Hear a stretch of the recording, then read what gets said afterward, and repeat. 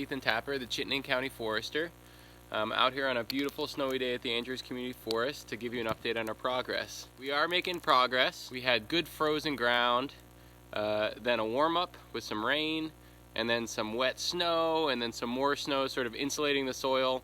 And so we're still in progress trying to get our trails frozen in. We have some sections that are frozen and that we can work, and some sections that we're still kind of trying to get frozen down. I'm out here marking some trees to be cut, so if you come out to the Andrews Community Forest, you'll see that there are a whole bunch of different markings, both with fluorescent ribbon, flagging as we call it, and also with blue tree marking paint that mean different things, and I've discussed this in an earlier video. The most common marking that you're going to see is a diagonal slash of blue paint, and that means this is a tree that we're going to cut.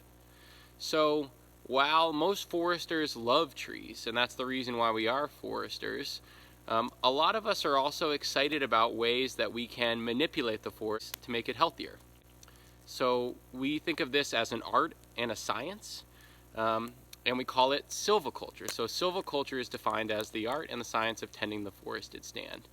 And basically what it is us using our tools, our understanding of how forested ecosystems work, how trees respond to different things, how forests respond to different things, and driving disturbance events as if we're a windstorm or a fire or something like that in the forest to create certain conditions. We use a paint gun, and then the most important tool that we use is a logger who actually goes out and cuts those trees that are marked to be cut. And the quality and the workmanship of a logger is a really important part of how we affect our vision for the way that we want to manage a forest in the real world. Now, in sort of traditional silviculture, what we might call scientific forestry, the idea is basically that you're trying to grow trees efficiently. You're trying to produce a product. You're trying to grow essentially wood in the woods. And it's less about how forests work and more about how we get to that end result of healthy, valuable trees. In ecological forestry, it's a little bit more complicated because we're saying, yes, we're recognizing the importance of local renewable resources or recognizing the importance of growing valuable trees, but at the same time, we're recognizing that forests are ecosystems that have intrinsic value and there are other parts of them that are important to us. We're recognizing that they're complex and that there are many parts and pieces, from tiny microorganisms to big megafauna like moose and bear, that make forests work and that are important to us. And if we think that forests are intrinsically important, then the way that forests change and grow and develop is also important. So we don't want to just manage our forests completely independent of how they work and how they manage themselves. We want to manage them for local renewable resources and also wildlife habitat, carbon sequestration and storage, clean air, clean water, all these other things within the context of natural disturbance dynamics. So what that means is the way that a forest grows and changes over time naturally. And so when I'm out here with my paint gun in my hand, what I'm really trying to do is to not to tame the forest or to suppress the wildness and the diversity and the complexity of the forest, but I'm trying to encourage that complexity. And I'm trying to think like a windstorm, think like a natural disturbance.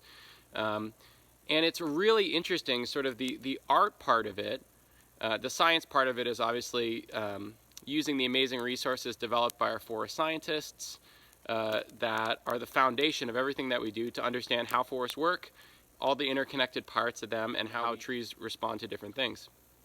And the art part is, especially in the case of ecological forestry, really thinking hard about how to make a forest more complex.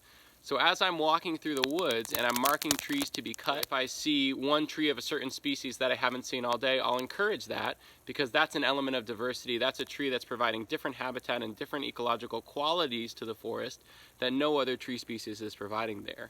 If I see a little pocket of regeneration, I might take the opportunity to release it. If I see a tree that's unhealthy, but it's the only big tree within a whole given area, I'm going to leave it because it's the only tree that's providing the unique benefits of big old trees. And so it's just really, it's exciting and it's stimulating, and for most foresters, it's our very favorite thing to do, just to come out and work with a forest, not against it, to try and make it more diverse and more complex within the context of active forest management.